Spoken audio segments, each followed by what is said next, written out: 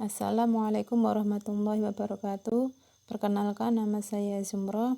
Kali ini saya akan menyampaikan materi tentang keberagaman sosial budaya dan ekonomi masyarakat.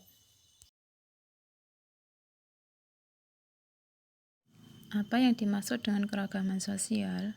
Keragaman sosial yaitu segala sesuatu yang berhubungan dengan keanekaragaman atau perbedaan dalam suatu masyarakat atau lingkup tertentu. Pengertian budaya. Budaya Indonesia yaitu suatu kebiasaan ataupun keanekaragaman yang telah dimiliki bangsa Indonesia, baik budaya lokal, nasional maupun internasional. Keragaman sosial dan budaya Indonesia antara lain keragaman suku bangsa, keragaman bahasa, rumah adat, pakaian tradisional, dan makanan khas. Di era globalisasi sekarang ini, memang sangat berpengaruh terhadap keberagaman budaya dan sosial yang ada di masyarakat. Sebenarnya, apa yang dimaksud globalisasi? Globalisasi yaitu proses integrasi di mana antar berbagai belahan dunia saling memiliki keterkaitan melalui proses ekonomi, sosial budaya, politik, dan hankam. Apa pengaruh globalisasi yang dirasakan saat ini?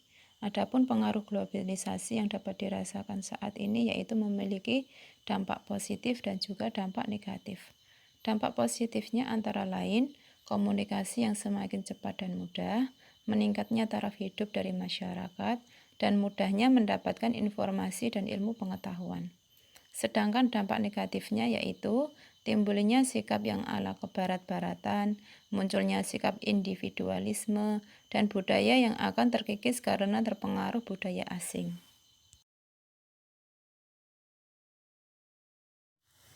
Selain berpengaruh kepada keberagaman budaya dan sosial, di era globalisasi juga berpengaruh kepada keberagaman ekonomi masyarakat. Apa yang dimaksud keberagaman ekonomi? Keberagaman ekonomi yaitu kondisi di mana terdapat banyak jenis kegiatan ekonomi dari para pelaku ekonomi di dalam masyarakat. Keberagaman ekonomi di lingkungan kita pastinya berbeda ya.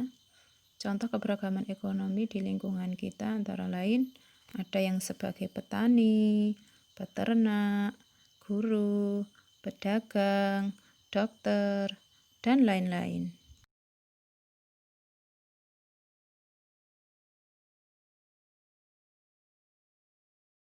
Mengapa ekonomi setiap orang beragam?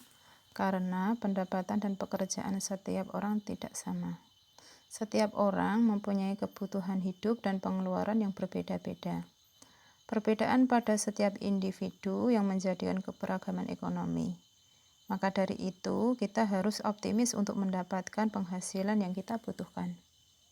Adapun faktor-faktor yang mempengaruhi keberagaman ekonomi antara lain kondisi geografis, penerapan teknologi, dan tingkat pendidikan.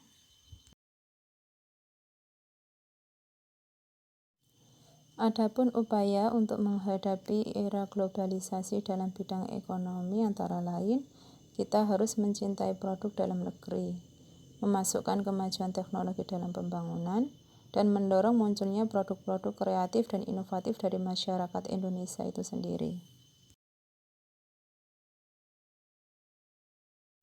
Semoga materi yang saya sampaikan bermanfaat. Sekian dan terima kasih.